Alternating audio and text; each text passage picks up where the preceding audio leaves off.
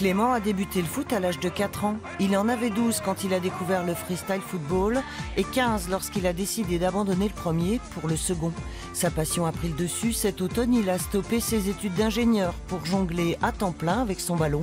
À 20 ans, Clément est depuis quelques semaines freestyler, auto-entrepreneur.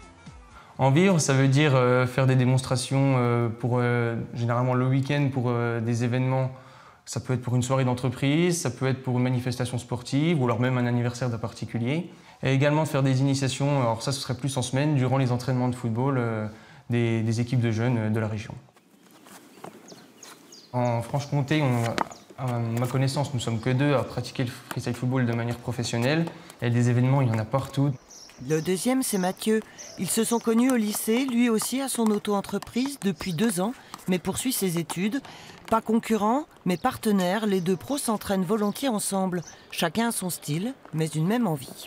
J'ai été amené à faire des démonstrations pour les matchs de l'Euro 2016, donc il y a 2 ans, quand j'ai commencé en fait. Avec le développement de la discipline, on est amené à travailler dans des événements toujours plus importants, des événements internationaux.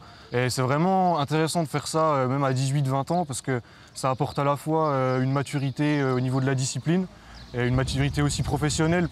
Beaucoup de souplesse, un bon cardio, le freestyle football, mi-sport, mi-art, nécessite un entraînement régulier et complet. Je pratique la méditation, Mathieu aussi, et ça nous permet justement d'être plus calme avant un événement où il y a une grosse ambiance, où on est un peu excité, et puis du coup on perd notre concentration.